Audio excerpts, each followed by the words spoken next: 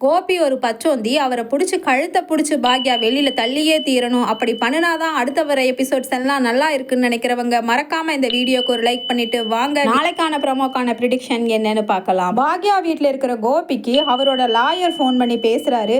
Mister Gopi, நீங்க இப்ப பாக்யா வீட்டில் தானே இருக்கீங்க, அதுதான் உங்களுக்கு சேஃப். ஏன்னா கேஸுக்கு அப்படி இருக்கிறது நல்ல ஒரு ஸ்ட்ராங் எவிடன்ஸ். அதனால நீங்க அங்க இருந்து என்ன ஆனாலும் வெளியில போகிறாதீங்க. எப்படியாவது இன்னொரு 10-15 நாளாவது கஷ்டப்பட்டு நீங்க பாக்யா வீட்லயே இருங்க. பாக்யா உங்களை வெளியில போக சொல்லி தான் வற்புறுத்துவாங்க. ஏன்னா அவங்களுக்கு நீங்க அங்க இருக்கிறது அவங்க சைடா பார்க்கும் பொழுது அந்த கேஸ்ல வலு இல்லாம போயிடும். அதுவே நமக்கு ஒரு ஸ்ட்ராங் எவிடன்ஸ் ஆயிடும் அப்படின்னு சொன்ன உடனே கோபி சொல்றாரு, ஷியோர் சார், நான் இங்கே தான் இருக்கேன், அதனால எனக்கு ஒரு பிரச்சனையும் இல்லை, நான் இங்கேயே இருந்துக்குவேன் அப்படின்னு சொல்லிட்டு சொல்றாரு. கொஞ்சம் கூட வெக்கமே இல்லாம கோபி லாயர் கிட்ட. ஆனா பாக்யாவுக்கு பாத்தீங்கன்னா பாக்யாவோட சைடு லாயர் ரொம்ப கம்பல் பண்றாரு. எவ்வளவு சீக்கிரம் உங்க ஹஸ்பண்ட் கோபியை வெளியில அனுப்ப முடியுமோ அனுப்புங்க மேடம். அதுக்கப்புறம் நான் என்னதான் எவிடன்ஸ் திரட்டி என்னதான் வாதாடினாலும் கோர்ட்ல அங்க செல்லுபடி ஆகிறது கஷ்டம்தான்.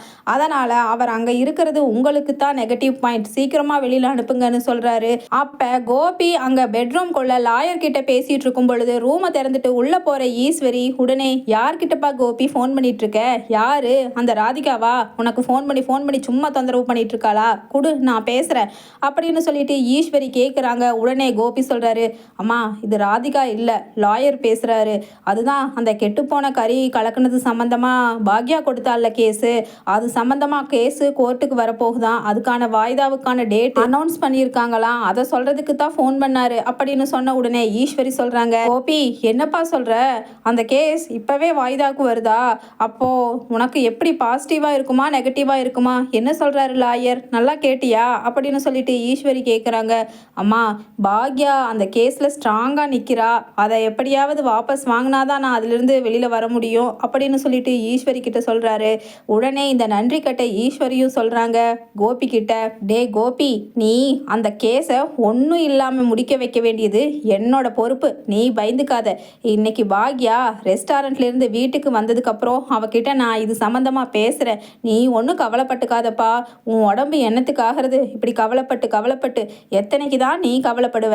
அங்க போனா அந்த ராதிகாவோட டார்ச்சரும் அவங்க அம்மா கமலாவோட டார்ச்சரும் தாங்க முடியல.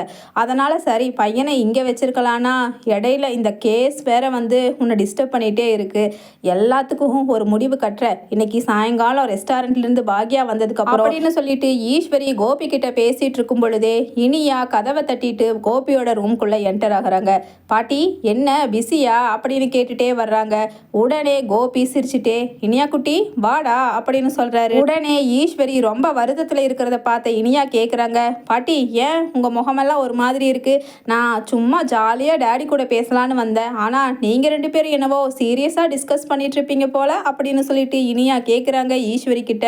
உடனே ஈஸ்வரி சொல்கிறாங்க, இனியா அதுதான் அந்த கேஸ் இருக்குல்ல, உங்கள் அம்மா உங்கள் அப்பா மேலே கொடுத்துருக்கால, அந்த கேஸு இன்னும் 2 நாளில் கோர்ட்டுக்கு வரப்போகுதான். அதனால் உங்கள் அப்பாவுக்கு தண்டனை கிடைக்காம இருக்கணும்னா எப்படியாவது உங்கள் அம்மா கிட்ட நாம தான் பேசி அந்த கேஸை ஒன்றும் இல்லாமல் பண்ணணும் அப்படின்னு சொல்கிறாங்க ஈஸ்வரி இனியா கிட்ட. உடனே நன்றி கெட்ட இனியாவும் சொல்கிறாங்க, அம்மா கிட்ட இதை பற்றி கண்டிப்பாக பேசலாம் பாட்டி, அம்மா சம்மதிக்கலைன்னா எப்படியாவது வலுக்கட்டாயமாக நம்ம கம்பல் பண்ணி தான் அவங்க மனசை மாற்றணும், அந்த வேலையை நானும் செழியனும் பார்த்துக்கிறோம், நீங்களும் எனக்கு சப்போர்ட்க்கு வாங்க, இன்னைக்கு ஈவினிங் அம்மா அங்கே ரெஸ்டாரண்ட்லேருந்து வந்ததுக்கப்புறம் அது சம்மந்தமாக பேசலாம் அப்படின்னு சொல்லிட்டு இனியாவும் ஈஸ்வரிக்கு ஆறுதல் சொல்லிட்டு, டாடி நீங்கள் ஒன்றும் கவலைப்பட்டுக்காதீங்க, அந்த கேஸு கோர்ட்டுக்கே போகாது, அதை நான் பார்த்துக்கிறேன், அம்மா கிட்ட எப்படி பேசணுமோ அப்படி பேசி பண்ணிக்கிறேன் அப்படின்னு இனியா சொல்கிறாங்க. உடனே கோபியும், இல்லை இனியா, உங்கள் அம்மா பாக்யாவை பற்றி எனக்கு தெரியாதா? அவள் இப்போ எல்லாம் ரொம்ப ஸ்ட்ராங் உமனாக மாறிட்டா, அதனால் அவள் பிடிச்ச முயலுக்கு 3 காலுன்னு பிடிவாதமாக இருப்பா, அவளோட மனசை எனக்கு தெரிஞ்சு யாருமே மாற்ற முடியாது, பார்க்கலாம், அதுக்கும் மேலே என் தலையெழுத்து ஜெயிலுக்கு போய் கழித்திங்கணும்னு இருந்தா தின்னுதானே ஆகணும் அப்படின்னு சொல்லிட்டு ஒரு நடிப்பு வெடியை போடுறாரு ஈஸ்வரி முன்னாடியும் இனியா முன்னாடியும். உடனே உலகத்திலேயே இல்லாத அம்மா பாசமான ஈஸ்வரி உடனே கண் கலங்குறாங்க.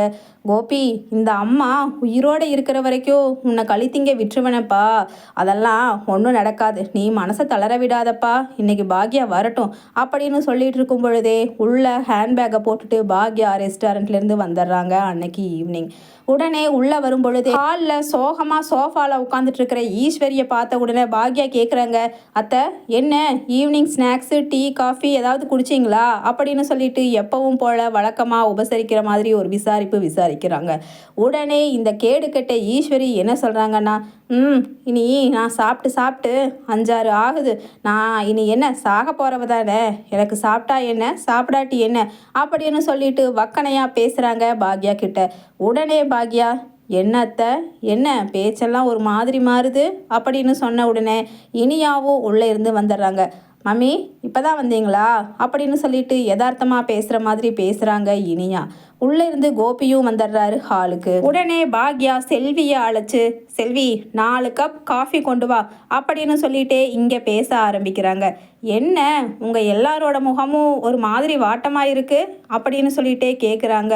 உடனே இனியா சொல்கிறாங்க, எல்லாம் உங்களால தான் மம்மி, நம்ம குடும்பத்தில் நிம்மதி சந்தோஷம் எல்லாருமே இழந்து தவிச்சிட்ருக்கோம் அப்படின்னு சொன்ன உடனே தெரிக்க விடுற மாதிரி அதிர்ந்து போய் நிமிர்ந்து பார்க்குறாங்க பாக்யா.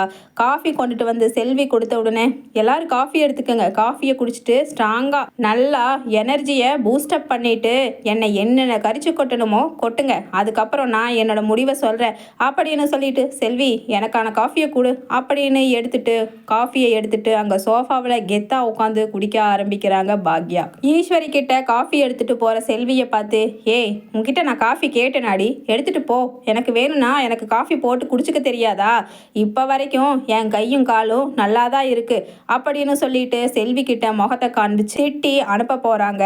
அப்போ செல்வி சொல்கிறாங்க, என்னம்மா ஆச்சு உங்களுக்கு இன்னைக்கு, இப்படியெல்லாம் சந்தோஷமாக பேசுகிறீங்க அப்படின்னு சொல்லிட்டு எகத்தாளமாக பேசிட்டு செல்வி, கோபி சார் உங்களுக்கு காஃபி அப்படின்னு சொன்ன உடனே கோபி சொல்கிறாரு, எனக்கு இப்போ காஃபி குடிக்கிற மூடே இல்லை செல்வி, பட் பாக்யா சொல்லிட்டா அவளுக்காக இந்த காஃபி எடுத்துக்கிறேன் அப்படின்னு சொல்லிட்டு சிரிச்சுட்டே பாக்யாவுக்கு ஐஸ் வைக்கிற மாதிரி கேவலம் அப்படி பேசிட்டே செல்வி கொடுத்த காஃபியை எடுத்து குடிக்கிறாரு கோபி. ஏன் பாக்யா உன் மனசுல நீ என்னதான் நினைச்சிட்டு இருக்க அப்படின்னு ஈஸ்வரி பேச்ச அப்படியே ஆரம்பிக்கிறாங்க.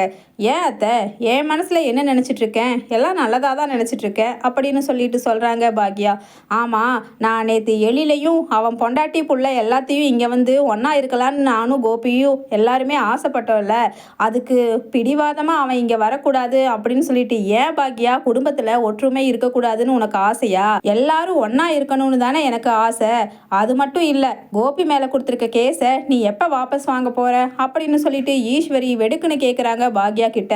உடனே பாக்யா சொல்கிறாங்க, அத்தை நான் முதல்ல வாபஸ் வாங்க போகிறேன்னு உங்ககிட்ட யார் சொன்னது, அதுக்கப்புறம் தான் நீங்கள் எப்போ வாபஸ் வாங்குறேங்கிற கேள்வியை கேட்டிருக்கணும், நான் வாபஸ் வாங்குறதாவே ஐடியா இல்லை, உங்களுக்கு யார் அப்படி சொன்னது அப்படின்னு சொல்லிட்டு பாக்யா கேட்குறாங்க. உடனே ஈஸ்வரி சொல்கிறாங்க, அப்போ உன் மனசில் என்னதான் பாக்யா நினச்சிட்ருக்க, எப்படியோ என் பையன் கோபியை கொண்டுட்டு போய் ஜெயிலில் தள்ளி களி திங்க வச்சு மறுபடியும் அவனுக்கு அங்கேயே ஹார்ட் அட்டாக் வந்து அங்கேயே உயிர் போகணும், அதுதானே உனக்கு ஆசை அப்படின்னு சொல்லிட்டு ஈஸ்வரி கேட்குறாங்க.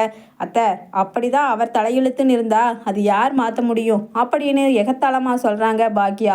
உடனே ஈஸ்வரி கோபமாகி, பாருடா கோபி, இனியா பாரு, உங்கள் அப்பாவுக்கு ஜெயிலில் போய் ஹார்ட் அட்டாக் வந்தால் கூட உங்கள் அம்மா கவலைப்படாத மாதிரி பேசுகிறா அப்படின்னு ஈஸ்வரி சொல்லும் பொழுது பாக்யா சொல்கிறாங்க, அத்தை பார்த்து பொறுமை, உங்களுக்கு எங்காவது ஹார்ட் அட்டாக் வந்துட போகுது அப்படின்னு கிண்டலாக சொல்கிறாங்க பாக்யா.